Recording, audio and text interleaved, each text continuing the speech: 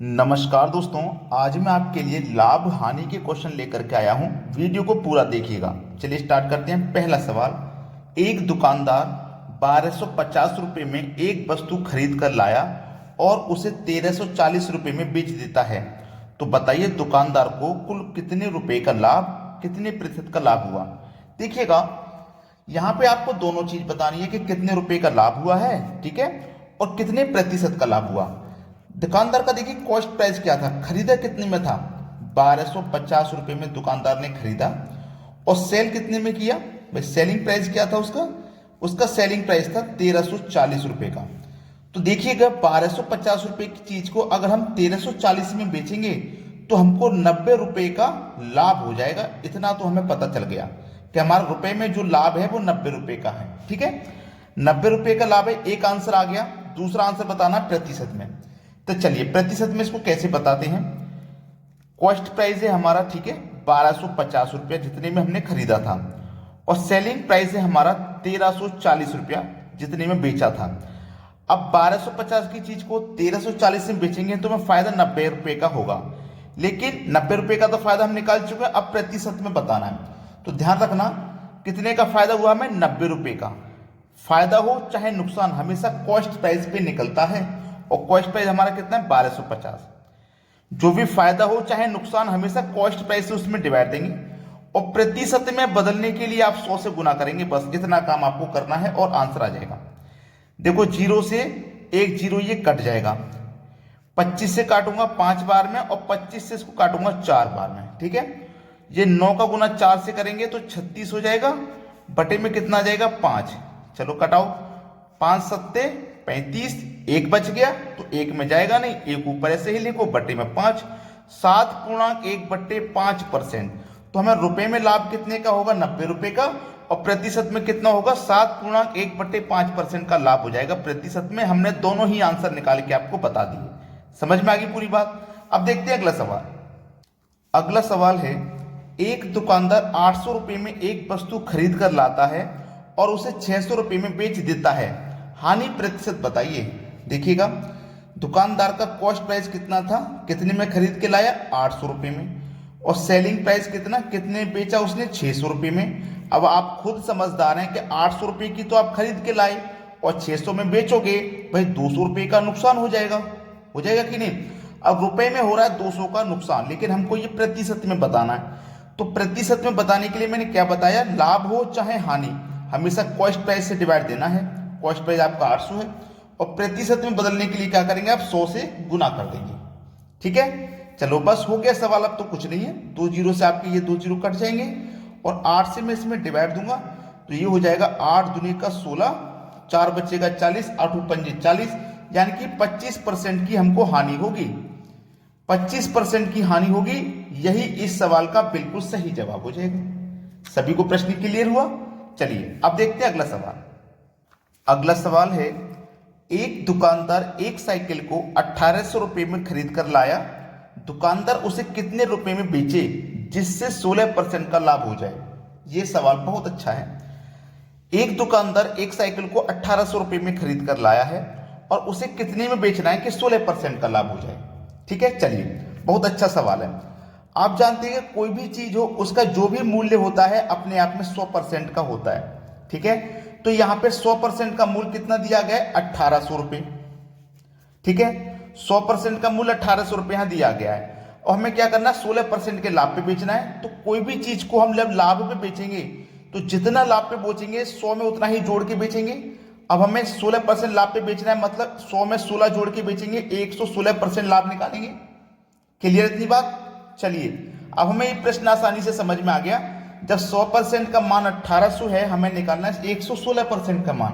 बड़ी ही आसानी से आप निकाल लोगे, कोई समस्या नहीं आएगी, ठीक है। देखो, 100% का मान कितना है, 1800 है, हमें निकालना है 116 का। तो कैसे निकालेंगे, इस 1800 में 100 से डिवाइड करेंगे। ये तो 100% का मान में हम डिवाइड करें तो 1% का निकलेगा, और इसमें हम 116 से डिवाइड करेंगे तो 116% का मान हो जाएगा।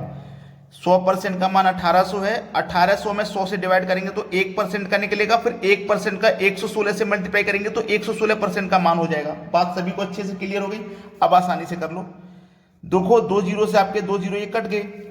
अब 18 का और 116 का आपको गुना करना है, ठीक है।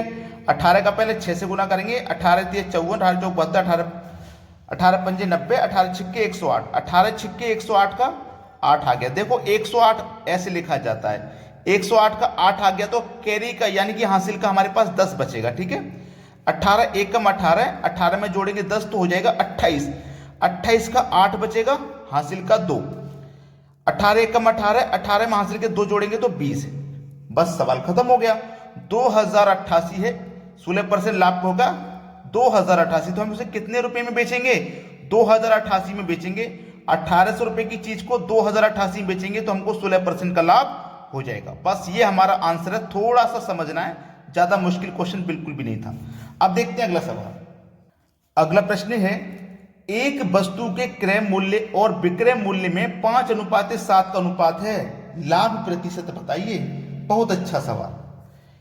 क्रय मूल्य और विक्रय मूल्य में 5:7 का अनुपात है।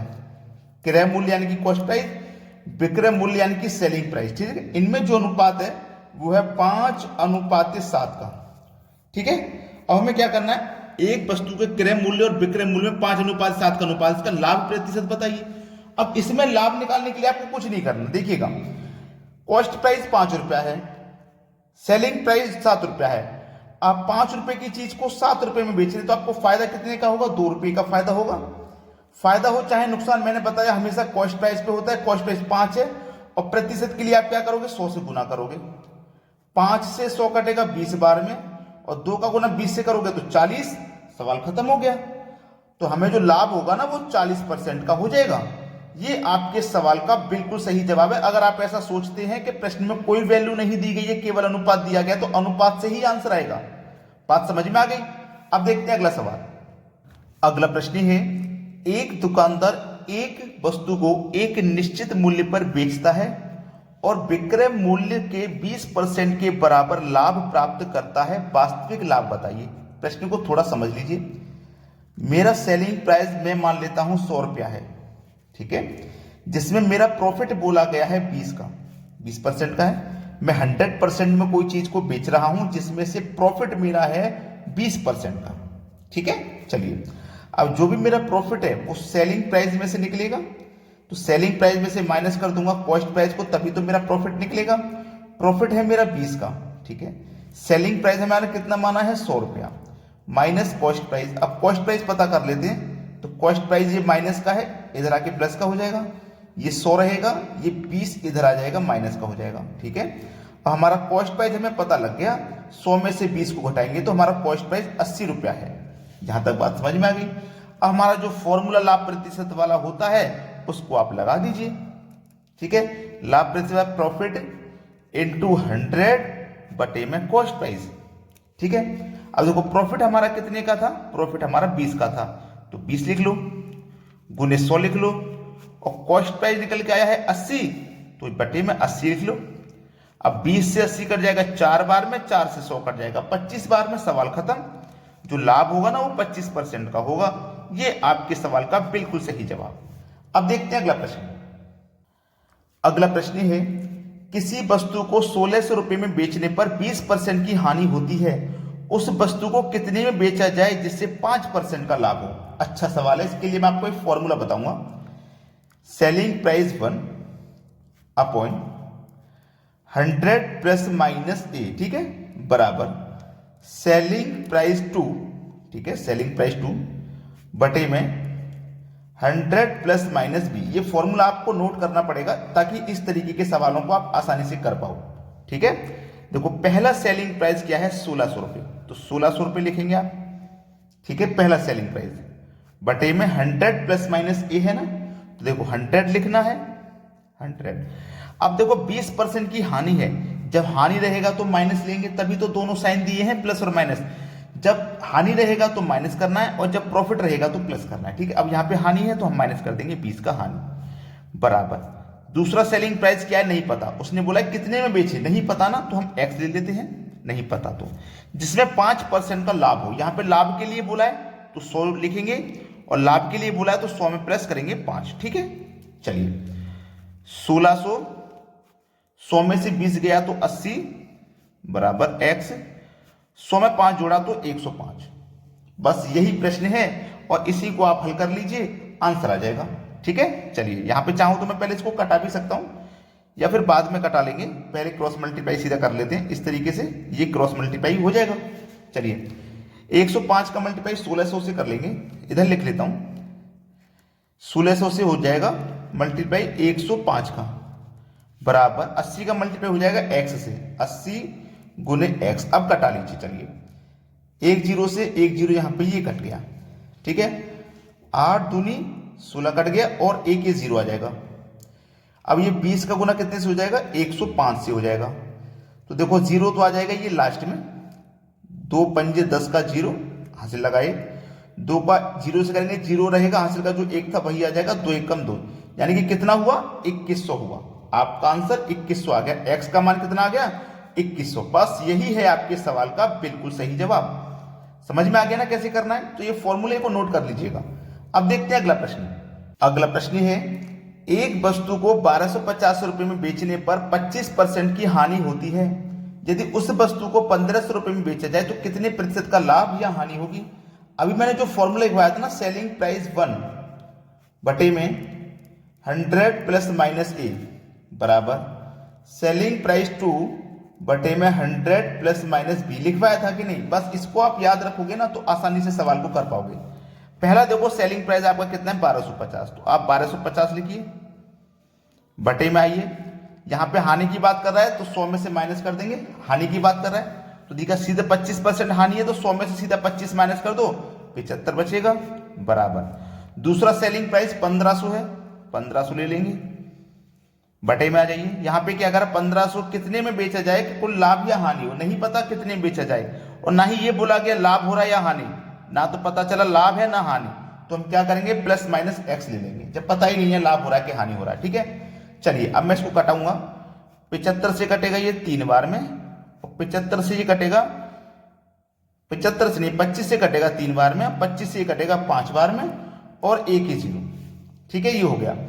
अब देखो ये मेरे पास हो गया 50 के बटे में 3, इधर लिखता हूं 50 के बटे में 3 हुआ बराबर 1500 के बटे में 100 प्लस माइनस बी हुआ। इसी को तो सरल कर रहे हैं हम। अब हम क्या करेंगे, इस तरीके से क्रॉस मल्टीप्लाई करेंगे। ठीक है, तो 100 प्लस माइनस बी का गुना 50 से करेंगे, 100 प्लस माइनस बी का गुना कितने से हो जाएगा हमारा, 50 से हो जाएगा, सिंपल, बराबर 3 का गुना 15 से हो जाएगा।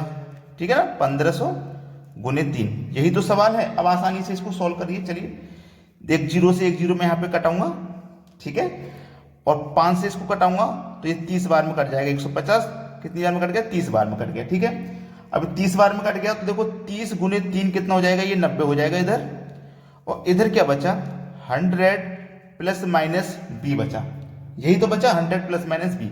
अब देखिएगा ध्यान से, 100 प्लस माइनस बी बचा। अब ये जो 100 है, अब ये जो 100 है ये प्लस का है, इधर ले जाऊंगा तो माइनस का हो जाएगा ना, तो 90 माइनस 100, इधर क्या बचेगा प्लस माइनस बी। अब देखो 90 में से जब हम 100 को घटाएंगे तो माइनस का 10 आएगा, माइनस का 10 आएगा, तो माइनस का 10 आने में हमें इसका मतलब माइनस में आ रहा है तो लॉस हो रहा है भाई। 90 घटेगा माइनस का ज्यादा है तो इसका मतलब माइनस आ रहा है ना, तो हमारा प्लस माइनस बी जो आ रहा था इसका मतलब यहाँ पे लॉस होगा, यानी कि हानि होगा, 10% का हानि होगा। ये हमारे सवाल का बिल्कुल सही जवाब हो जाएगा। अब देखते हैं अगला सवाल। अगला प्रश्न है, एक दुकानदार किसी वस्तु को एक निश्चित मूल्य पर बेचता है और 10% की हानि प्राप्त करता है। यदि विक्रय मूल्य को पहले की अपेक्षा 5/3 गुना कर दिया जाए तो कितने प्रतिशत का लाभ या हानि होगा? फॉर्मूला वही है, सेलिंग प्राइस 1 अपॉन में 100 प्लस माइनस ए बराबर सेलिंग प्राइस 2 अपॉन में 100 प्लस माइनस बी। फॉर्मूला वही है। चलिए सेलिंग प्राइस हमारा 1, हमारा सेलिंग प्राइस क्या है, एक निश्चित किसी वस्तु को एक निश्चित मूल्य पर बेचता है, नहीं पता कितने बेच रहा है, नहीं पता है ना, नहीं पता कितने बेच रहा है, तो हम मान लेते हैं 1 रुपये में बेच रहा है।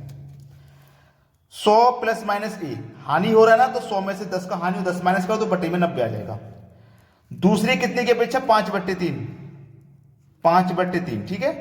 100 plus minus b, 100 plus minus b, क्योंकि दे नहीं रखा ना तो वही लिख लेंगे, ठीक है, नहीं दे रखा तो वही लिख लेंगे। अब इसका क्या करोगे, सीधे सीधा क्रॉस मल्टीप्लाई कर लो ऐसे, ठीक है। 100 प्लस माइनस बी का गुना 1 से करेंगे तो 100 प्लस माइनस बी हो जाएगा बराबर 90 का गुना 5/3 से करोगे, 5/3 से 90 का गुना करोगे आप। ठीक है, अब इसी कटा लो, देखो 30 से 90 कट जाएगा 30 बार में, 30 पंजे 150। ठीक है, अब ये क्या है 100 प्लस माइनस बी बराबर 150। अब ये 100 इधर चला जाएगा तो 150 में से 100 माइनस हो जाएगा तो प्लस का 50 आएगा, इसका मतलब यहां पे लाभ होगा। ठीक है, बात समझ में आ गई। अब देखते हैं अगला सवाल। अगला प्रश्न है, एक वस्तु को 144 रुपए में बेचने पर उतने ही प्रतिशत का लाभ होता है जितना वस्तु का क्रय मूल्य है। वस्तु का क्रय मूल्य बताइए। यहां पे देखिए मैं एक फॉर्मूला लिखता हूं, सेलिंग प्राइस बराबर हमें कॉस्ट प्राइस निकालना है। ठीक है, 100 प्लस माइनस ए बट्टे 100, ये फॉर्मूला आप नोट करके रखना। सेलिंग प्राइस कितना है 144 रुपए में बेच रहे हैं तो सेलिंग प्राइस हमारा 144 रुपया हो जाएगा बराबर। अब हम इसको करेंगे कैसे, ऑप्शन से करेंगे। ठीक है, गो थ्रू ऑप्शन इसका सही तरीका है। मैं मान लेता हूं पहला ऑप्शन 60 रुपए है कॉस्ट प्राइस, तो मैं कॉस्ट प्राइस की जगह 60 रखूंगा। ठीक है, इनटू कॉस्ट प्राइस की जगह मैं क्या करूंगा 60 रखूंगा और 100 में जोड़ूंगा 60 तो ये हो जाएगा 160 बटे में कितना 100। अब 2 जीरो से 2 जीरो कट गए तो 16 छिक्के कितना आ गया 96 आ गया। आना कितना चाहिए 144, कि विक्रय मूल्य क्रय मूल्य के बराबर है। ठीक है, तो ये ऑप्शन गलत हो गया। दूसरा ऑप्शन ले लेते हैं भाई, सेलिंग प्राइस 144 है बराबर, दूसरा ऑप्शन लेते हैं 80, मैं कॉस्ट प्राइस कितना रखूंगा 80 गुने 100 में जोड़ूंगा 80 तो 180 हो जाएगा बटे में कितना 100, 2 जीरो से 2 जीरो कटाऊंगा 18 अट्ठे 144 होता है। ठीक है, 18 अट्ठे 144, तो देखो यहां भी 144 है, यहां भी 144 आ गया। ठीक है, तो मेरा आंसर बिल्कुल सही हो गया बी ऑप्शन से। तो कुछ प्रश्न ऐसे होते हैं जो ऑप्शन से बड़ी जल्दी आसानी से सरल हो जाते हैं। अब मैं ऐसा ही प्रश्न आपको एक और लेकर आता हूं। अगला प्रश्न है, एक वस्तु को 16 रुपए में बेचने पर उतने ही प्रतिशत की हानि होती है जितना वस्तु का क्रय मूल्य होता है। वस्तु का क्रय मूल्य बताइए। देखिएगा यहां पे आपके पास जब ऑप्शन में नजर डालोगे बी, ए, बी और तीसरा ऑप्शन है ए प्लस बी, यानी कि दोनों सही हो सकते हैं। ए भी सही हो सकता है, बी भी सही हो सकता है। अगर ए और बी दोनों सही हैं तो इसका तीसरा ऑप्शन सही होगा क्योंकि ए और प्लस दोनों सही हैं। तो चलिए फॉर्मूला मैंने आपको क्या बताया था, सेलिंग प्राइस बराबर कॉस्ट प्राइस 100 प्लस माइनस ए बट्टे 100। अब मैं पहला ऑप्शन रखूंगा यहाँ पे बी, पहला ऑप्शन रखूंगा 20, तो सेलिंग प्राइस मेरा 20 रखूंगा, या कॉस्ट प्राइस 20 रखूंगा। सेलिंग प्राइस मेरा 16 रुपए है, 16 रख लिया। कॉस्ट प्राइस में पहला ऑप्शन रखूंगा 20, ठीक है 20 रख लिया मैंने, गुने 100 में जोड़ूंगा 20। भाई वो सॉरी यहाँ पे हानि के लिए बोला है ना, हाँ हानि के लिए बोला तो माइनस करूंगा। जब लाभ बोलेगा तो जोड़ेंगे और हानि बोलेगा तो माइनस, तो 100 में से 20 माइनस करूंगा तो 80 आ जाएगा। ठीक है, बटे में कितना 100, 2 जीरो से कटा दो, 2 जीरो 8 दूनी 16। देखो पहले ऑप्शन से मेरा 16 था, 16 ही आ गया। अब मैं दूसरा ऑप्शन रखूंगा। ठीक है, सेलिंग प्राइस मेरा 16 है, दूसरा ऑप्शन कॉस्ट प्राइस में कितना रखूंगा 80 गुने 100 में से माइनस करूंगा 80 तो कितना आ जाएगा 20, क्योंकि माइनस का है ना, हानि का तो माइनस करेंगे, बटे में 100। 2 जीरो से 2 जीरो कटाए, 8 दूनी का कितना आ गया 16। ये भी दोनों ऑप्शन सही हो गए, ए ऑप्शन सही है, बी भी सही है, इसका मतलब मेरा तीसरा ऑप्शन सही है सी वाला। ठीक है, क्योंकि ए और प्लस इसमें दोनों दे रखे हैं। तो याद रखना इस तरीके का क्वेश्चन जब भी एग्जाम में आता है तो आप कंफ्यूज मत होना कि आप पहले ऑप्शन से करके चले जाओ, ध्यान दे लें ऑप्शन की तरफ भी। तो अगर आपने अभी तक लाइक नहीं किया हमारा वीडियो तो इसे लाइक और शेयर जरूर करें। ठीक है दोस्तों, धन्यवाद।